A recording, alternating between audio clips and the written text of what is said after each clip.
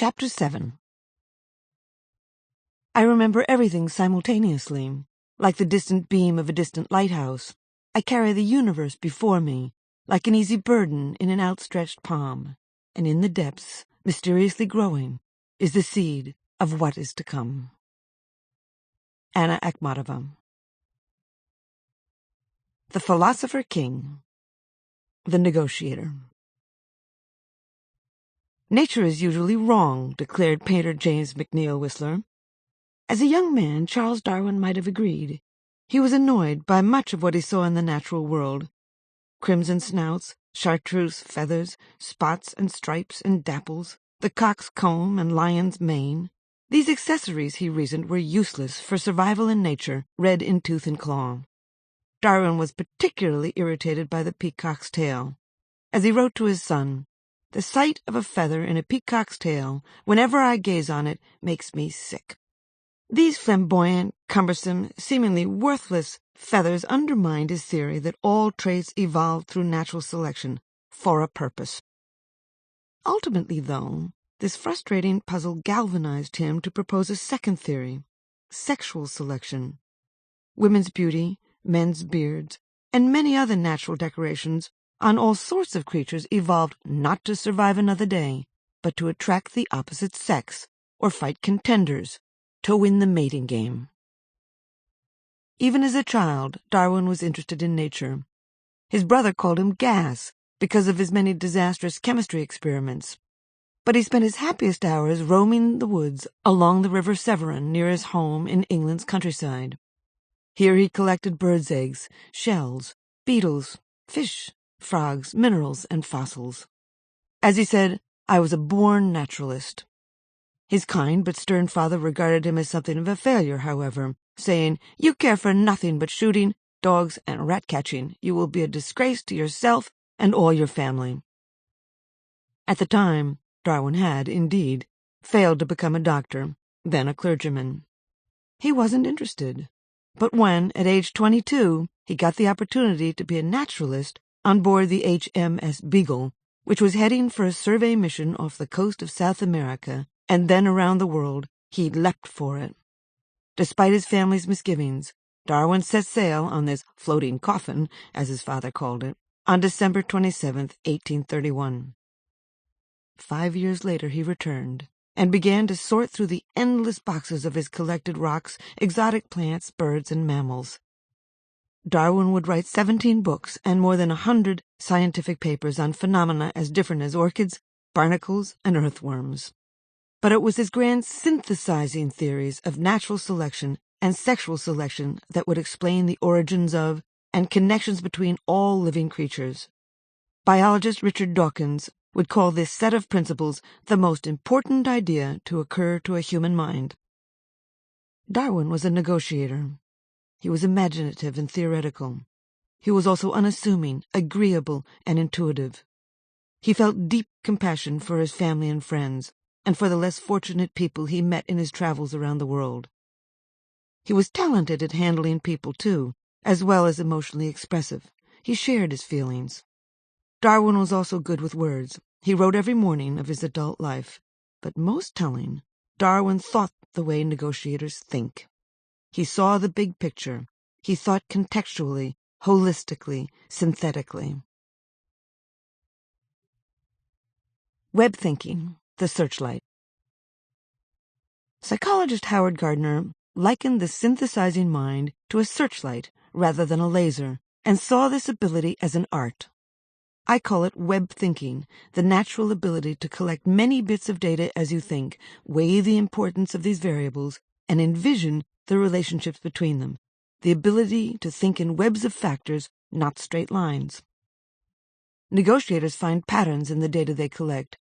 They read between the lines. They assemble facts, combine categories, unite opposites, and focus on the larger concepts and principles these data suggest. They like tangents and intellectual diversions, too. In my personality type study, only negotiators overwhelmingly agreed with the statement, when reading, I enjoy it when the writer takes a sidetrack to say something beautiful or meaningful. Builders can collect facts for their own sake, but if a negotiator has to memorize or work with unrelated facts, he or she gets bored and frustrated. Negotiators feel intellectually stifled when they can't reflect on the broader meanings of their data. They generalize and synthesize. Estrogen, the mother lode.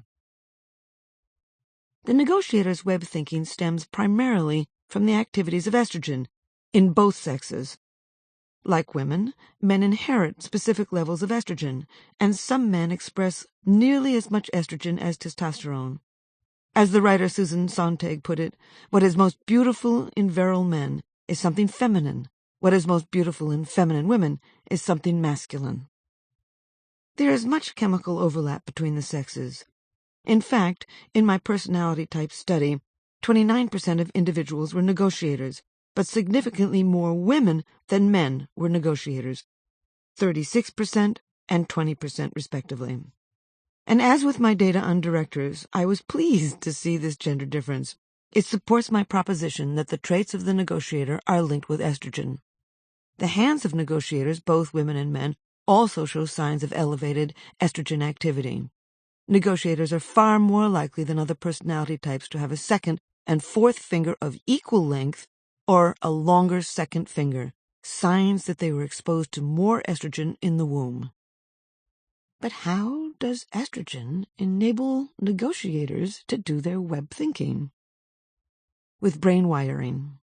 The brain's two hemispheres are connected by millions of nerve fibers, and individuals who were exposed to more estrogen in the womb have more connections between these brain halves.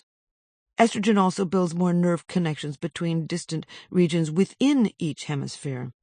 In short, fetal estrogen constructs a well-connected brain, contributing to the negotiator's ability to collect and integrate a broad range of information.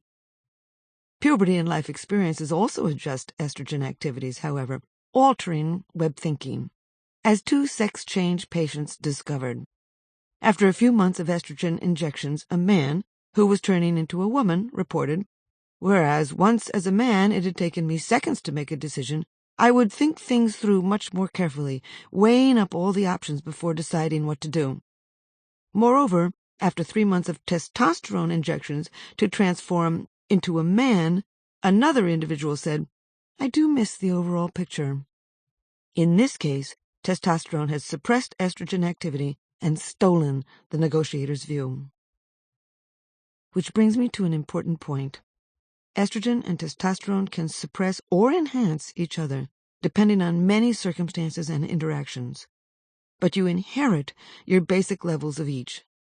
Football players, for example, often have high levels of both estrogen and testosterone. Former U.S. President Bill Clinton must have had a good deal of estrogen, too, because he thinks holistically. Indeed, he values web thinking.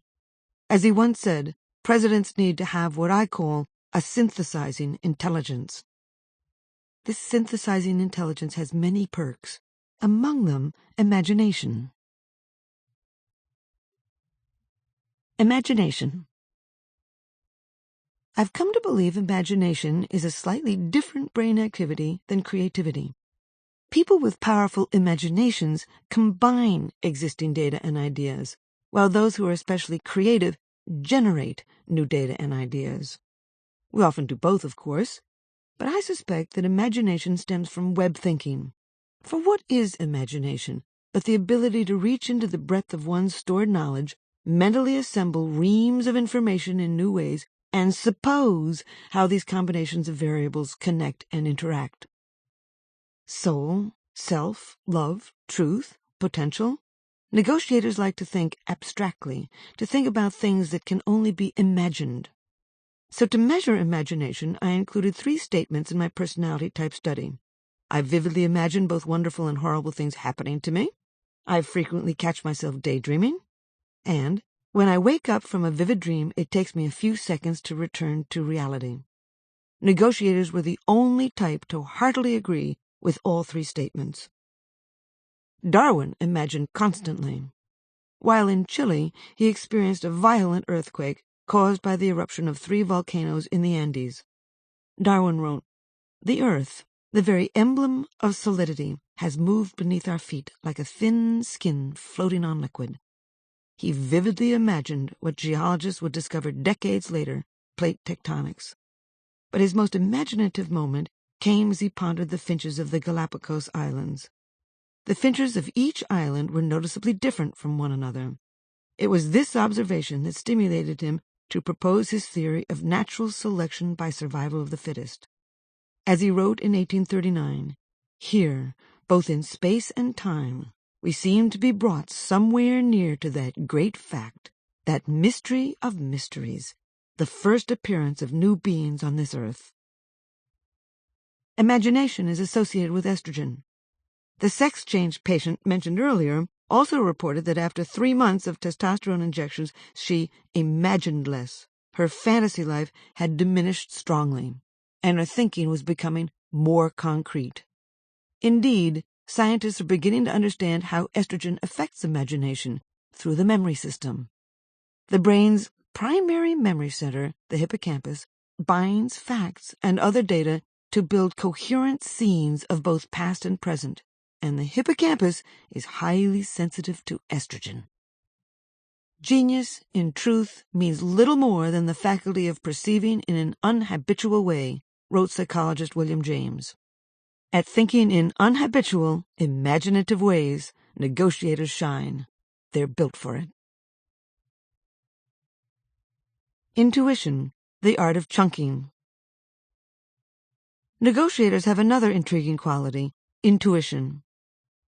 Sherlock Holmes, the astute detective in Sir Arthur Conan Doyle's crime novels, described this thinking process in himself, saying, "From long habit, the train of thoughts ran so swiftly through my mind that I arrived at the conclusion without being conscious of the intermediate steps."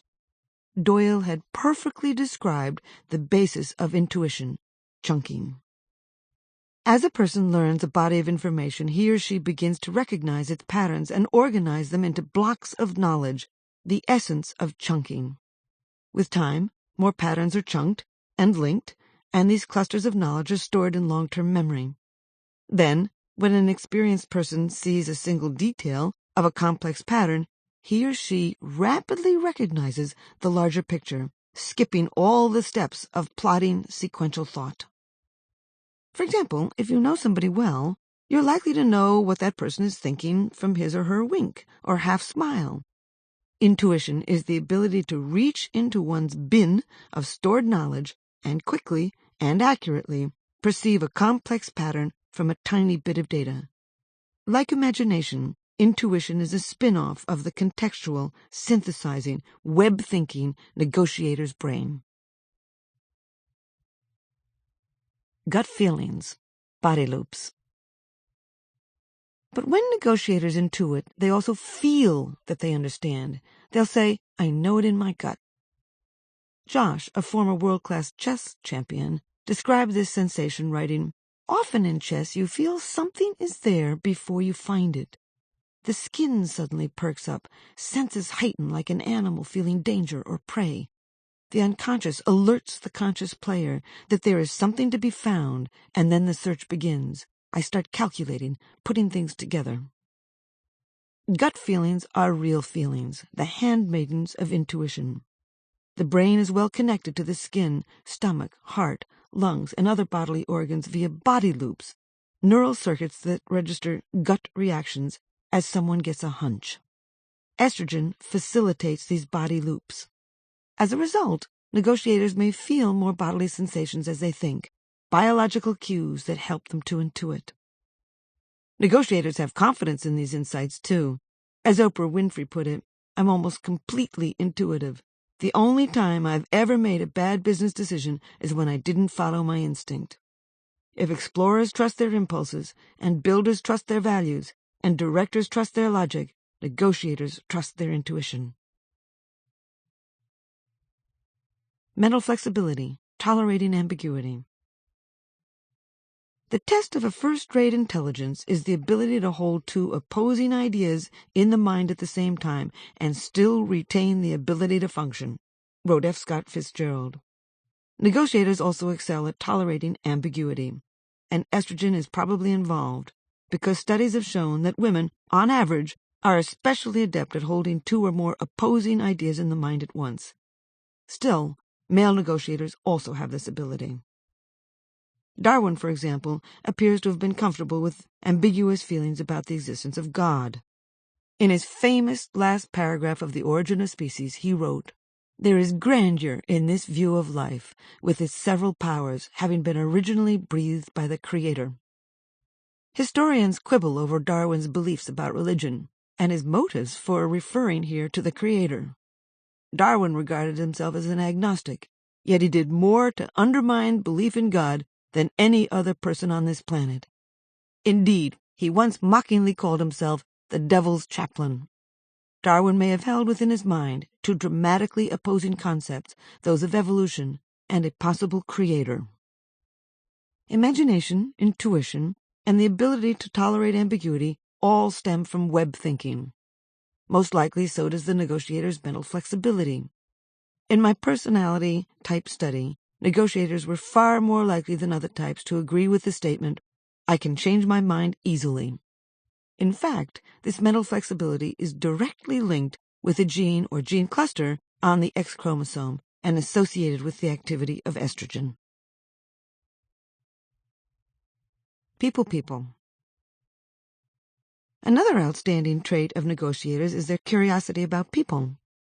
In my personality type study, only negotiators heartily agreed with the statement, "I like to get to know my friends' deepest needs and feelings."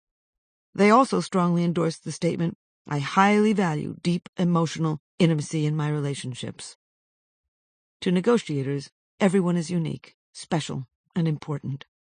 They thrive when they can build intimate attachments and share their lives with others. In fact, negotiators want to create some form of intimacy with just about everyone they meet, whether for only a few moments of light conversation in the supermarket or a lifetime together with colleagues, friends, or partners. When a relationship is not personal, authentic, and caring, negotiators are not interested in it. I recently experienced this response myself when I spent the evening with a girlfriend. Before visiting me, she intimated on the phone that her husband had been extremely sick, that she was facing financial ruin, and that she would tell me more when she arrived. But as she settled on my couch, she announced that she didn't want to talk about it. I objected. Since she had already piqued my curiosity and my concern, I felt I had the right to know her secret. But she was adamant, so we spent the next 4 hours engaging in small talk. She departed still unwilling to discuss her situation. Reflecting on this encounter, I think I know what happened. Because my friend is a builder-director, according to her scores on my personality test, she probably found our chit-chat relaxing, even intimate. And as a director, she most likely expected me to respect her right to privacy. But to me, an explorer-negotiator, the evening was a waste of time. As an explorer, I wanted to have my curiosity assuaged. And as a negotiator, I felt expelled from her personal world. Things left unsaid. Connecting. Negotiators must connect on a deep personal level, as I could see among negotiators on Chemistry.com. On this site, I featured the cover of a book showing a man and a woman on a sunny balcony overlooking a distant field. The man in the photo is walking away, and the woman is watching him go. Both have their back to the viewer. I asked members of Chemistry.com, if you were the publisher and had to choose a title for this book, what would it be? They were given 4 selections. Explorers picked the title Adventures on the Rhine. Builders chose Anatomy of Friendship.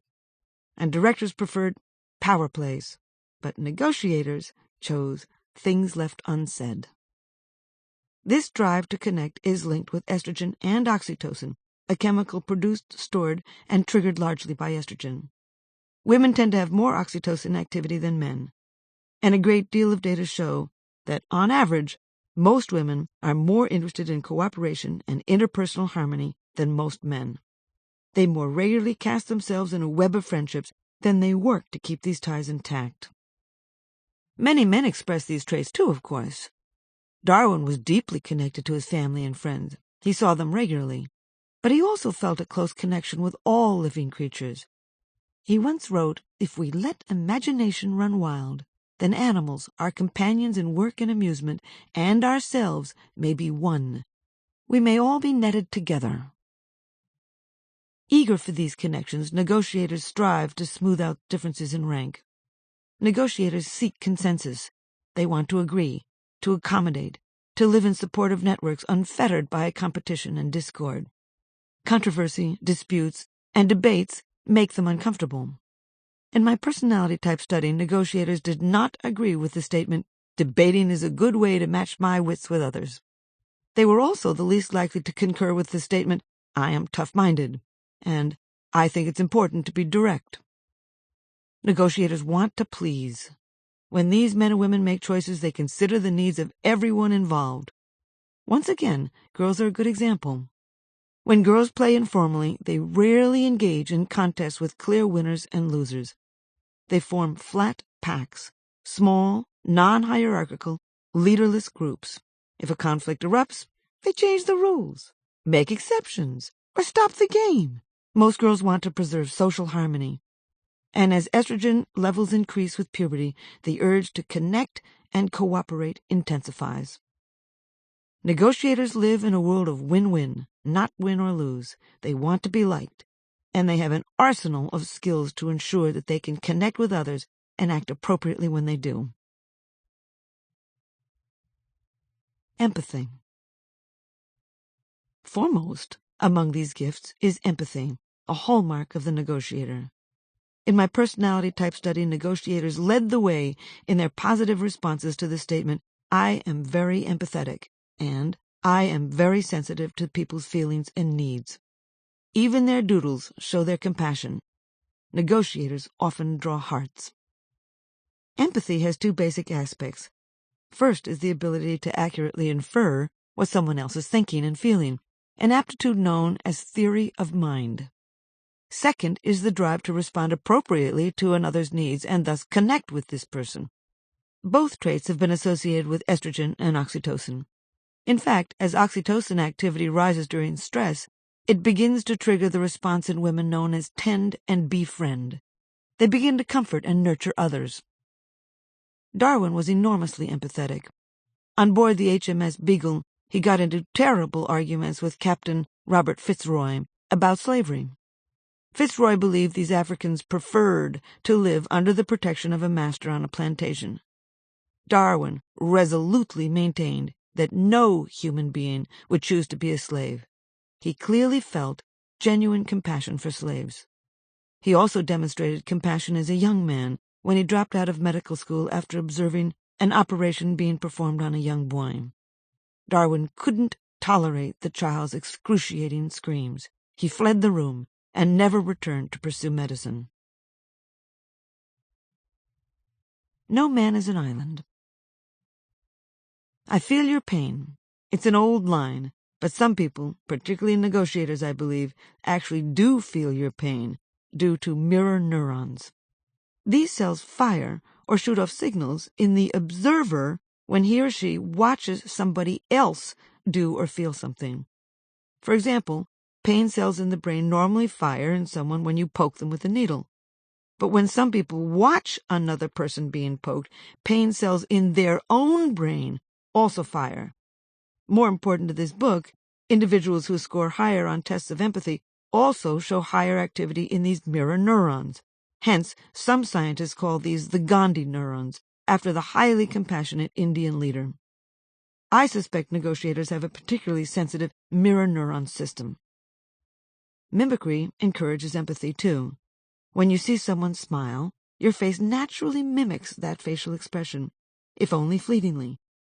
And as you pull your muscles into this friendly grin, you trigger the nerves that jumpstart the same brain chemicals that are active in your smiling comrade, enabling you to feel some of the pleasure that he or she feels. Negotiators are natural copycats, and their mimicry most likely intensifies their empathy. Imagination contributes to empathy, too.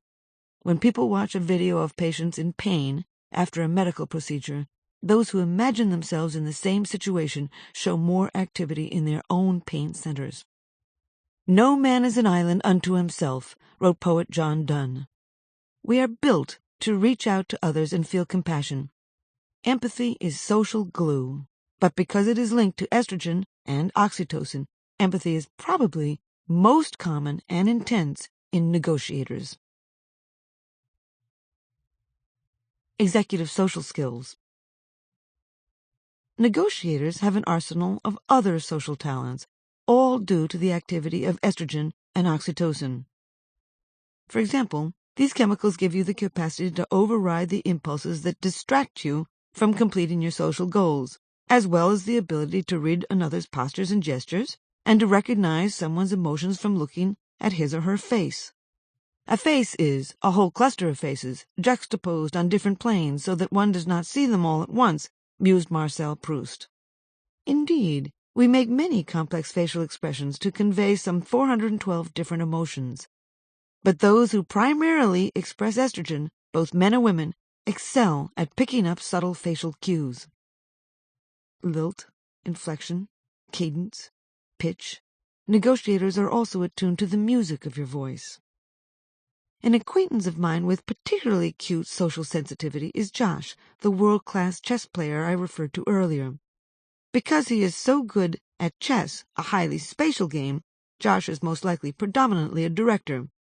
I suspect that his secondary type is the negotiator, however, because of a story he told me. He was about to play a major chess match in the Caribbean, and during the lunch hour prior to the game, he was standing on the terrace of the resort hotel, watching his opponent stroll in a nearby garden. A storm was brewing. Soon the sky erupted, pelting warm water on all below. Josh studied his adversary. If his opponent dashed for cover, Josh reasoned, he might be the kind of fellow who didn't like the unexpected.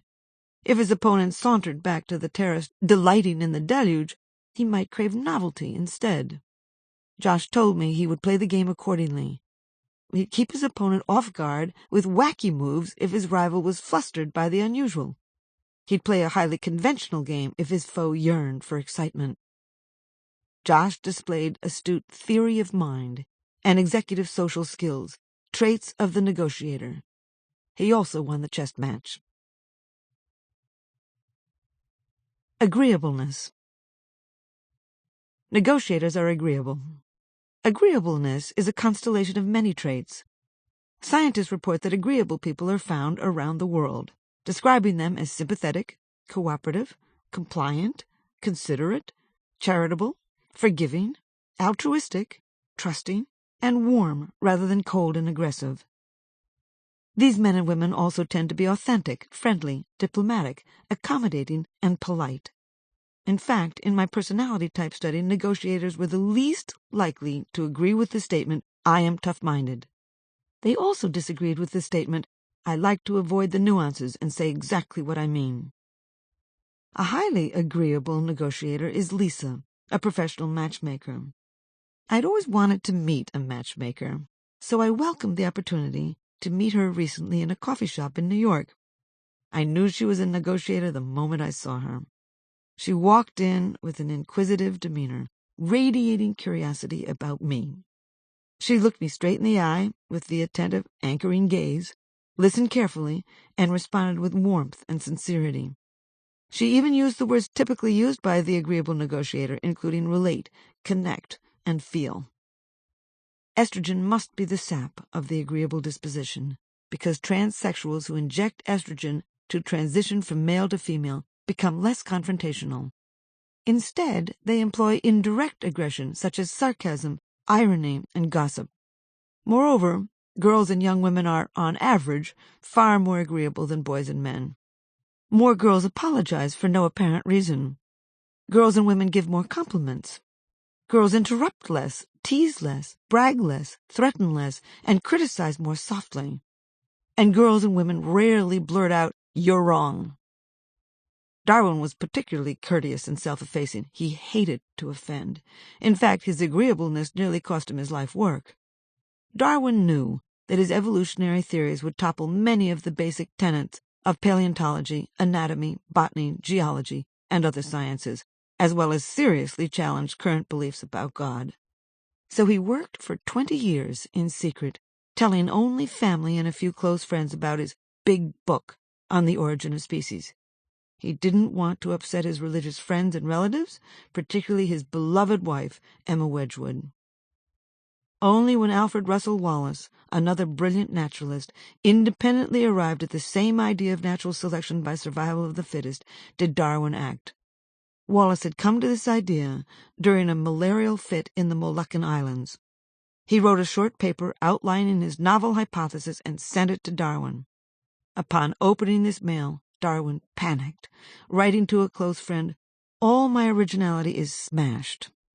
Then, despite his years of painstaking research to support this idea, Darwin included Wallace as co-discoverer on their 1858 joint paper, the first presentation of an idea that would rock the world. Trusting. To call somebody trusting is not always a compliment, since some regard those who easily trust as weak and vulnerable. Yet a trusting nature can be an asset. If you trust the right person at the right moment, you can save yourself time and energy, as well as build crucial social connections. Trusting others is an adaptive social skill, and yet another hallmark of the negotiator.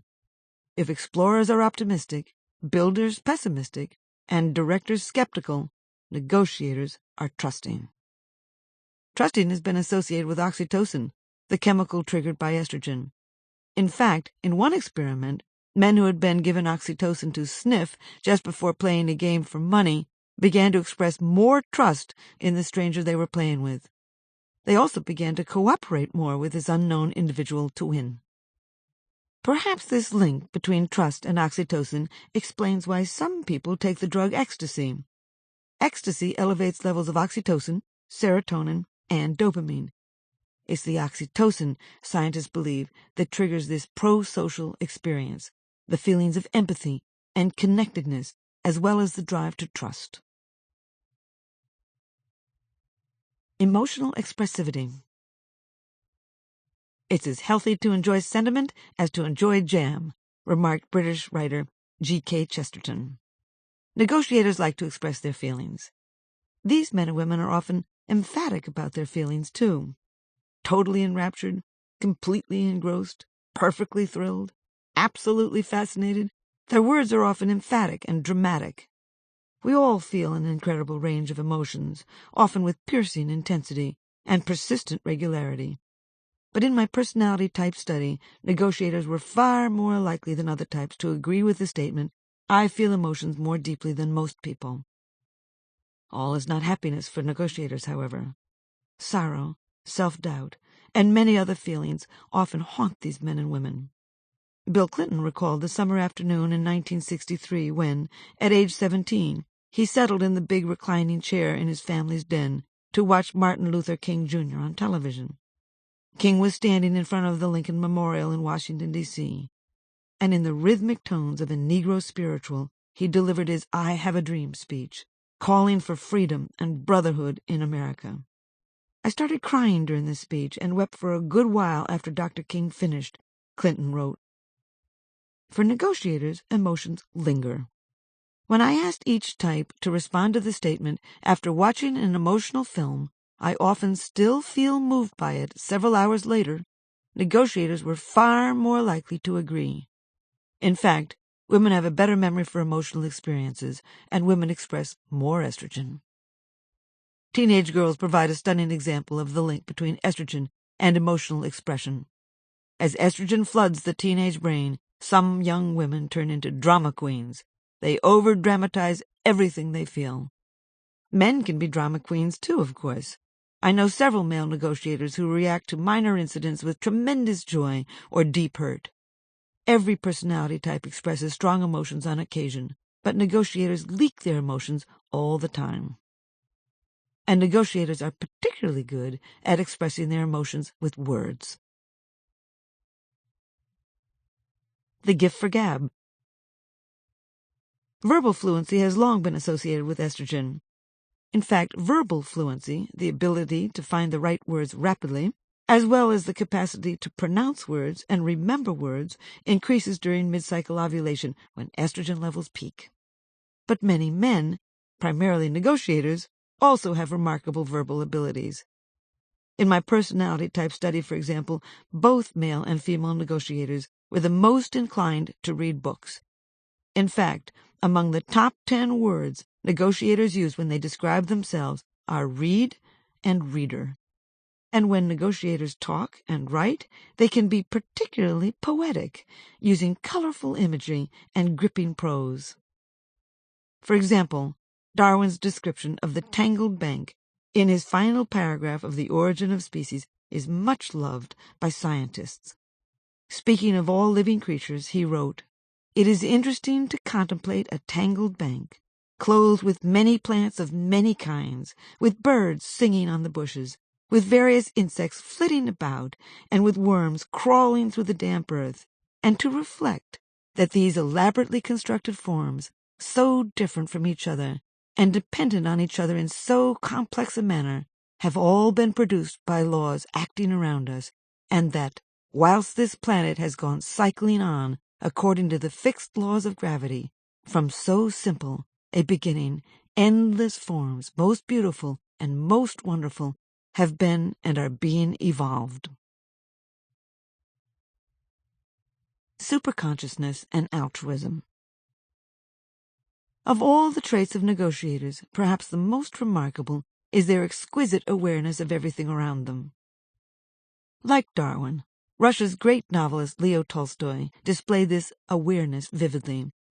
As biographer A.N. Wilson wrote of him, "One of the things that makes him such a memorable writer is his extra-consciousness or super-consciousness of existence itself, this preternatural ability to be aware. This super-awareness came to him," he informs us, "when he was still a baby."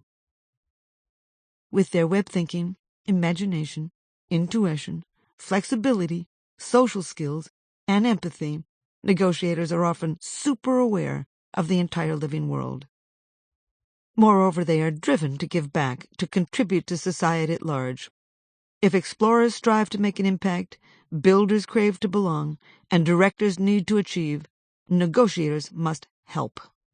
So they adopt causes and choose careers to improve human welfare. In my personality type study, for example, nurses were most likely to be negotiators. I also found that negotiators fraternize with people like themselves, other activists, those who share their superconsciousness and striving to help humanity in one way or another.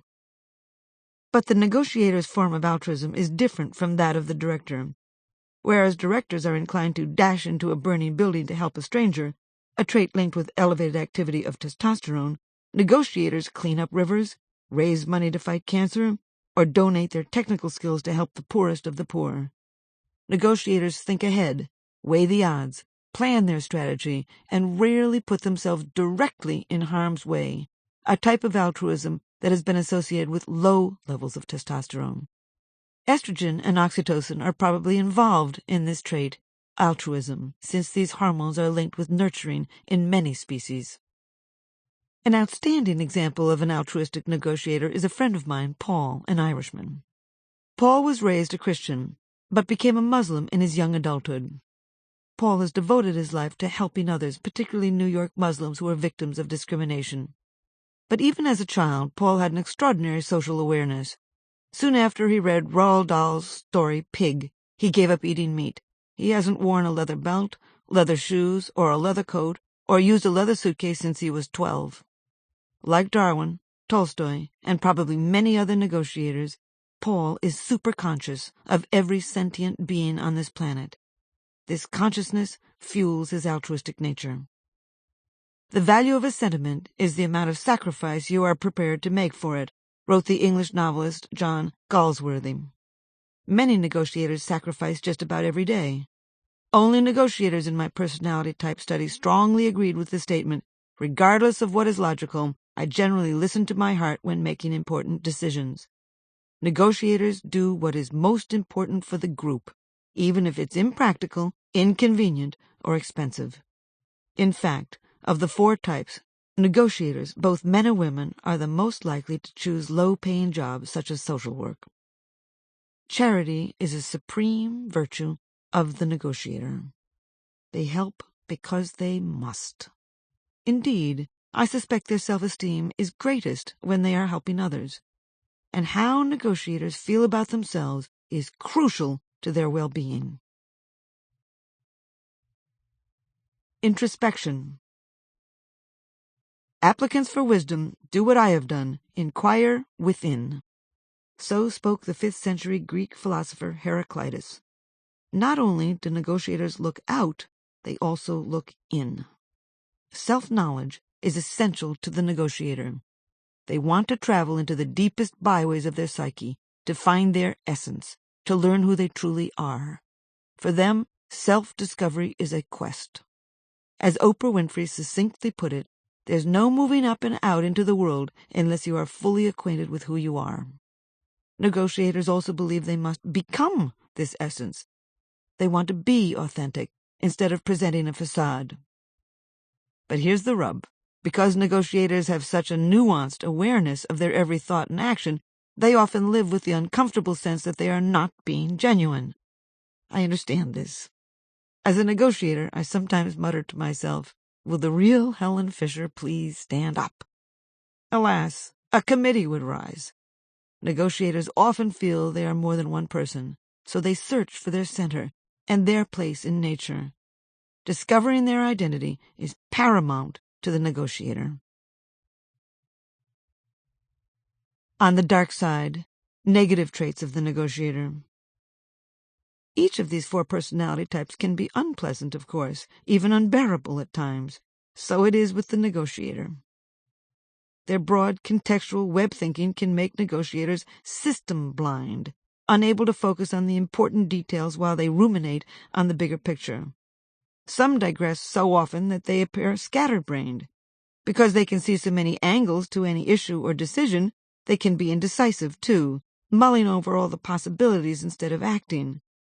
Because negotiators camp in a forest of big ideas, they can also be absent-minded about everyday chores. Their emotional expressivity can make them appear effusive. Their need to please others can turn to placating, and they can be overly trusting, becoming gullible. Because they refuse to confront, some negotiators will stab you in the back, and they can be particularly vicious with words. Negotiators are skilled at talking, listening, and connecting emotionally with others. But many are so socially savvy that they can be glib. Some can be tediously verbose, and some can use half sentences or rapidly change the topic, making the conversation disjointed. Indeed, I've seen 2 negotiators maintain a steady dialogue during which neither ever stopped talking. Both were continually talking and listening at the same time. Negotiators can appear nosy because they are so interested in others. They can get overly involved in your personal problems, too, then complain because they feel burdened by their role as sounding board and mentor. Because negotiators seek connection, some appear needy, constantly expecting you to reassure them that you are interested and concerned. They can also project their own feelings and attitudes onto you, assuming that you see the world their way. Negotiators can also take casual comments as criticisms and dwell on these perceived slights. And when they feel betrayed, they can be unforgiving, holding a grudge for months or years. Negotiators want to help, a noble trait, but they can carry their altruism too far, then feel hurt when others don't appreciate their self-imposed ordeals, or even become critical of friends and relatives who don't share their lofty goals. And as these men and women seek to help others, they also search to understand themselves. Some overdo it, though.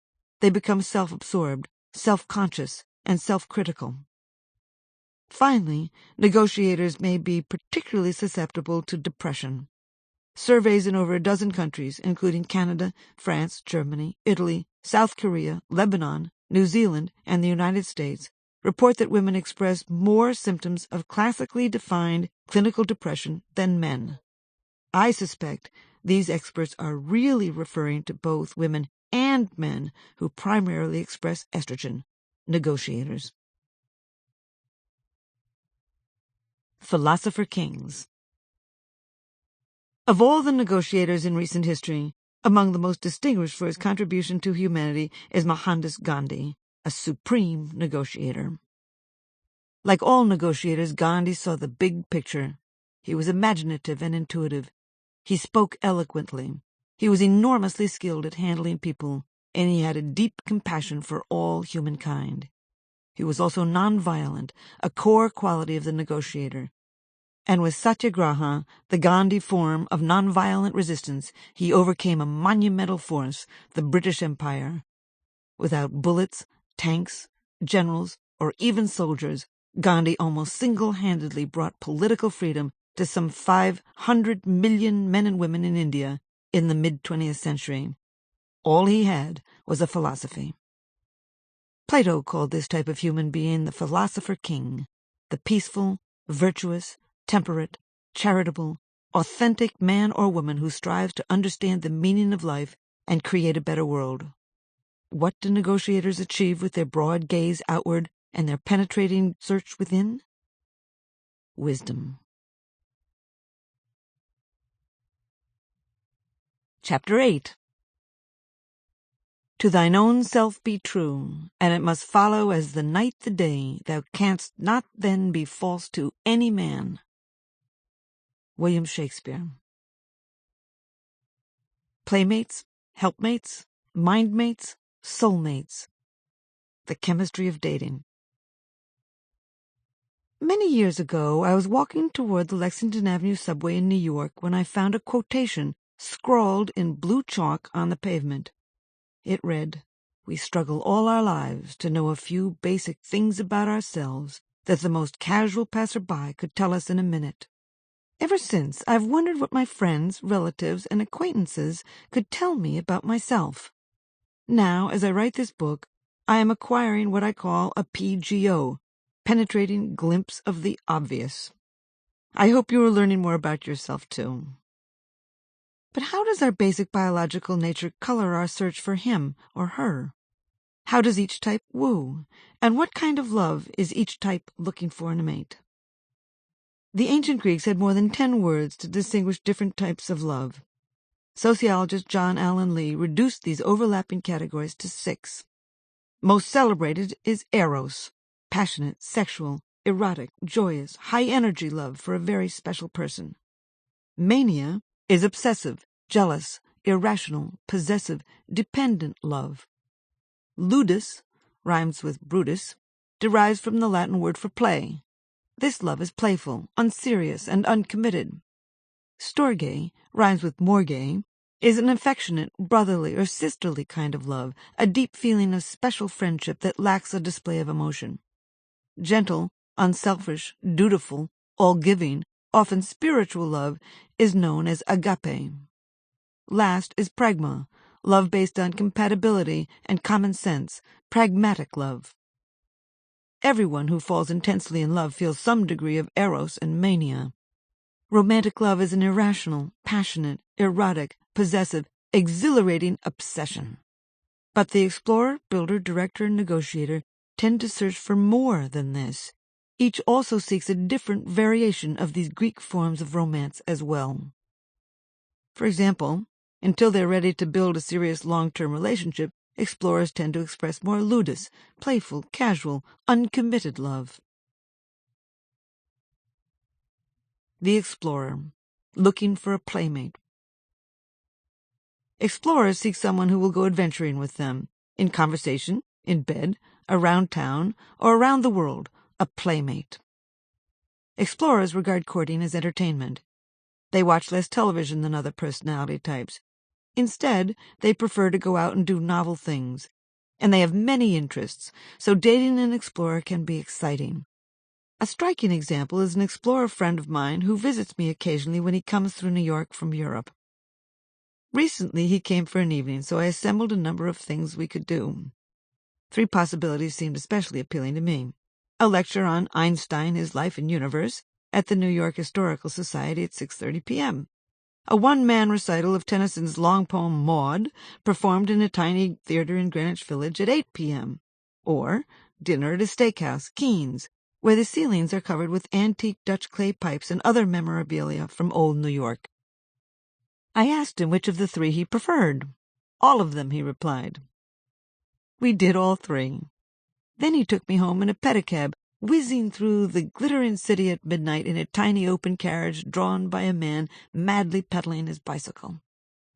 Life is like riding a bicycle, wrote Albert Einstein. To keep your balance, you need to keep moving. Explorers keep moving, physically, intellectually, or both. They often have boundless energy, a trait associated with dopamine and norepinephrine, the predominant neurotransmitters of the explorer. Explorers are highly sensitive to the world around them, particularly colors, lines, forms, and textures. Indeed, their attraction to complex designs and abstract art has been associated with increased dopamine activity and was common among the explorers at Chemistry.com. Explorers like the pleasures of the senses, so they're inclined to take a date on all sorts of arts and cultural events, from museums and art galleries to food festivals, parades, wine tastings, sound and light shows, scary movies, poetry readings, design or fashion shows, aroma bazaars, or chocolate factories. Explorers are also more likely than other personality types to enjoy spicy, sour, and crunchy foods, as well as foreign foods. As a result, many are just as happy taking you to an Ethiopian or Turkish bistro as to a fashionable restaurant. Explorers also gravitate to music that is intense and complicated, preferring classical, jazz, and hard rock to movie soundtracks or other simpler tunes. These men and women move with a sense of rhythm, too. Most are comfortable in their skin. Even the explorer's language is more rhythmic and lyrical than that of other types, is vivid, original, vivacious, and often full of slang. Most explorers have had a good deal of experience at dating. They have a tendency to play the field and seek as much freedom and variety as possible. So explorers can adapt to just about any courtship situation. They blend in. And because they are friendly and enthusiastic and have little interest in rules or schedules and no desire to control others, they can make a date feel comfortable quickly. Explorers are also spontaneously generous, often giving presents early in the relationship. Explorers are good at listening and talking. They are inquisitive and likely to ask you about yourself, to engage you, as well as satisfy their curiosity. Many explorers gaze directly at you when they converse, leaning forward, pausing less, responding quickly when spoken to, and smiling and laughing readily. And most explorers move easily from one topic to another in an open-ended, wide-ranging, freewheeling exchange. Explorers find self-disclosure difficult, however. They are likely to avoid conversations about their feelings, deflecting them with humor. Nonsense and incongruous humor and amusing situations that remain unresolved are both particularly appealing to explorers, perhaps because the action is sustained. Explorers easily laugh at themselves, too. They are often good at one-liners and quick, witty exchanges. Many engage in occasional antics, such as mimicking others or leaping or dancing in the street. And, like negotiators, they are people-pleasers. So explorers entertain, even perform. Time with an explorer can also be laced with surprises, irony, and pranks, even silliness. I have one explorer friend, for example, who spontaneously leaps over garbage cans in the street, even though he looks like an urbane, white-haired gentleman.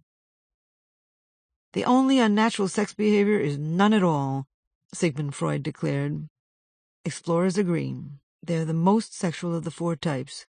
Explorers have a relaxed attitude about sex, although explorer women are less permissive than men. In fact, explorers often regard sex as recreation, a natural function that is healthy but not necessarily linked with loving, or even really liking, their partner. Add their taste for novelty, their impulsivity, their charm, and their lack of self-consciousness, and as you might expect, psychologists have found that explorers have more sex with more partners than other types. Moreover, after marriage, female explorers continue to have more marital intercourse. Interestingly, my personality type study showed that explorers and directors are also more willing to discuss their sexual needs with a partner than are builders and negotiators. And explorers are the most likely to agree with the statement, sex is an essential part of a successful relationship. Are explorers thrill seekers in the bedroom? Probably. In fact, variations in the dopamine system are directly associated with a higher sex drive and more varied sexual experiences. But explorers vary. One's secondary type plays a powerful role in who you are and how you love, as do many other biological and cultural forces. For example, for most explorers, morality is a flexible concept. Ethical stances must reflect the needs of the specific situation. But explorer-builders are likely to have a more fixed moral compass and seek a partner who shares their view of duty and tradition. This type is also more likely to want to do the right thing, so they follow more conventional rules of courtship, like bringing flowers and being on time. These men and women like closure, too. They want to know where they stand in a relationship. Explorer-builders gravitate to mates who are traditional and orderly, except when adventure comes along. Dan, the president of a major American firm that sells condiments and foods, is a good example of an explorer-builder. Dan began working for his father after class while still in high school, combining sugar and cola syrup and selling this mixture to local soda fountains in Brooklyn, New York. From this beginning, he built a world-class company using his creativity and daring. Dan is a risk-taker and explorer. He is also a voracious reader of history, literature, and world affairs, and he collects ancient Greek art, more explorer traits. But Dan is politically conservative, as well as a hands-on manager, builder traits. He is also modest, calm, affable, and social, more builder traits. Perhaps most telling, he married a dynamic woman, as explorers do. But as he said bashfully of the moment he became interested in her, "Well, I was going out casually with several women at the time, but what really impressed me about Audrey was when she came over with her homemade cookies. It was all easy sailing after that." Spoken like a traditional builder. In short, Dan is a high-functioning mix of both dopamine and serotonin, an explorer-builder. Explorer directors are different. These men have nerves of steel. Like many directors, they thrive on the edge, and they act fast because they don't feel it's necessary to justify their actions. Moreover, nothing is sacred to the explorer director, including courtship traditions. These men and women are probably most likely to elope. They must have a partner who can appreciate their appetite for autonomy and rank, however. These men and women are also the most sexual of the explorers because both dopamine and testosterone elevate sexual desire. Explorer negotiators are the most diplomatic of the explorers. They seek harmony. So on a date, they tend to be accepting, flexible, and sensitive to the feelings of their partner. They have the negotiator's big heart. And because they are personable and easygoing, these men and women often have a wide range of suitors. Nevertheless, they are particularly attracted to individuals who share their live and let live attitude, and they tend to avoid anyone who likes to confront, compete, or overly schedule their time.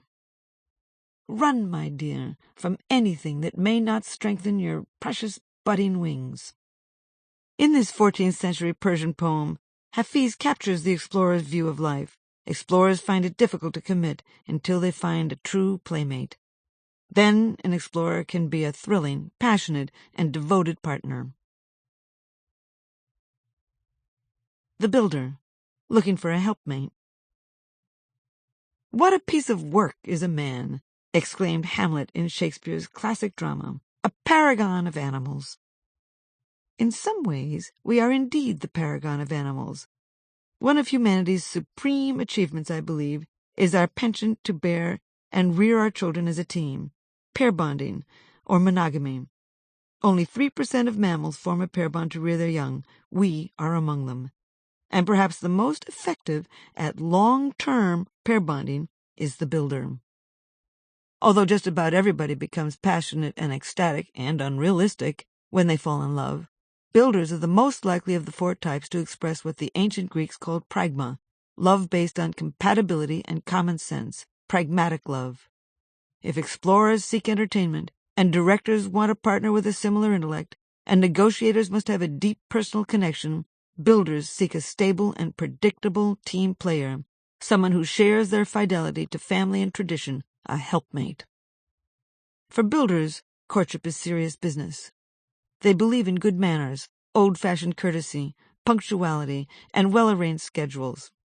Builders are likely to open doors for women, cook for men, be on time, and make concrete plans for the evening. They send flowers, cards, and candy. Builders are often highly protective of a date, and when they become serious about someone, they are likely to give important gifts, presents meant to have symbolic and enduring value. Builders particularly enjoy traditions, too, and can become sentimental easily. Builders tend to think concretely. They are literal. They like and trust facts.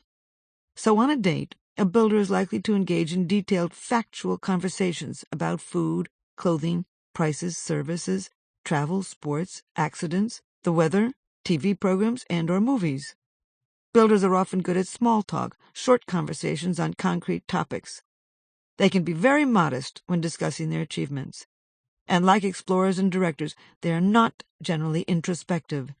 So most do not appreciate a date who analyzes their feelings or behavior in exquisite detail. Because builders are uncomfortable with drama and other displays of emotional excess, they can appear unromantic to the expressive negotiator, apathetic to the flamboyant explorer, and overly proper to the bold director. But people often become attracted to the builder when they are ready to settle down and begin a family. The builder's clear-cut values, dependability, and social grace become beacons.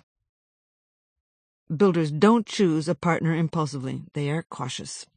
And they tend to take the opinions of their friends and relatives seriously. Moreover, they are conscious of appearances, and they can be crushed by criticism. So they often want their friends and relatives to approve of their date before they begin to woo ardently. As a result, builders enjoy doing things as a couple, within a larger group of friends. And builders will bring a date to an inn restaurant or some other place where they are likely to see their pals as well. Builders want to belong and to take in social, business, and community events in style and comfort. They are likely to invite a date to a charity ball, dinner party, or business reception. They especially like to go to sports events or to go to local attractions such as zoos, amusement parks, and historical sites and monuments. They enjoy these convivial outings, particularly with a group of friends, and feel they are also supporting the community. In fact, because many builders are so involved in their social networks, they can fail to schedule enough private time with a potential mate. As a result, intimacy with the builder tends to develop slowly. This suits them. Builders like long engagements. This way they can meet their social obligations and think carefully about a possible marriage. Builders want romance to proceed as planned. They often have big plans, too. My personality type study showed that far more builders and negotiators seek marriage or a committed relationship than do other types. Despite peer pressure, builders generally aren't interested in casual sex. For them, psychologists report, sex is not playful recreation, as it is for explorers, but a way to forget their problems, get physical comfort, and relax with a devoted partner. So builders are the type most likely to save themselves for their wedding night. Some regard premarital sex as irresponsible, even morally wrong. As a result, builders probably have fewer sexual experiences before marrying than do other types. In fact, builders are likely to be the least sexual of the four types. A great deal of scientific data has shown that elevated activity in the serotonin system can inhibit sexual desire. My personality type study supports this finding. Builders are the least likely to agree with the statement, sex is an essential part of a successful relationship. Builders are also less likely to be comfortable telling a partner about their sexual needs. Builders do, however, enjoy sex. They just take comfort in the familiar. Like all types, of course, builders are a blend of all four trait constellations, and their secondary temperament certainly plays a role in how they court and whom they choose to love. For example, although all builders tend to be cautious, builder explorers have an impetuous side. They seek novelty within limits. This adds energy and freshness to their sensible temperament, catching their friends off guard, and makes them both dependable and exciting on a date. In fact, they often fraternize with friends who are more adventurous, energetic, and theoretical than they are.